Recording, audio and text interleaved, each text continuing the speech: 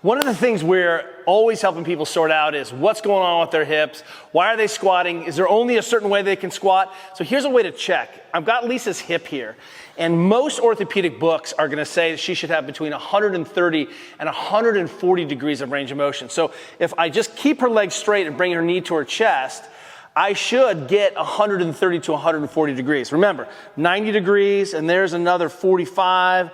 We're a little shy here. And what's interesting about that is that's really far away from a lot of the reference positions of 140.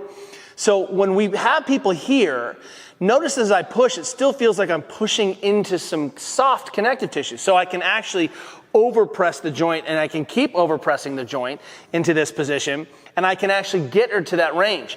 If she did in fact have a restriction, so the stop is called R1, where I can keep pushing into her resistance is R2, that's the end.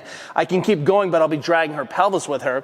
What ends up happening then is we're trying to understand what's going on with the joint. So if I go to here and it feels like a hyperextended finger where I'm going bone, bone, bone, it will feel like I'm running into a bone here. That is her end of her range of motion. We're not going to get through that bone.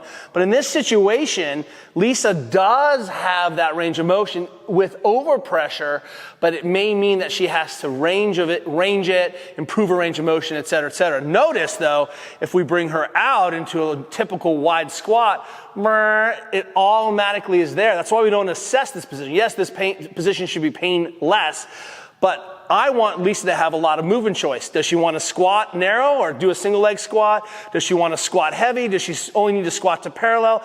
Ultimately, we want her to have all of this choice, but the only reason she's not going to, theoretically, is because her hip is restricting her. Of course, ankles matter and everything else too. But in this situation, we're crossing off our list of reasons why I move the way I move.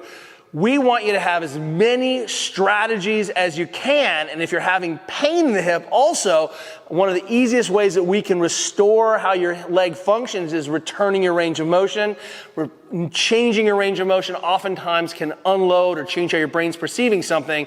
That becomes less painful. But bottom line, if you bring your knee to your chest and you run into a wall and it feels like a brick wall, that's a brick wall. If you can keep going and push into that, then you have more movement opportunity in store for you.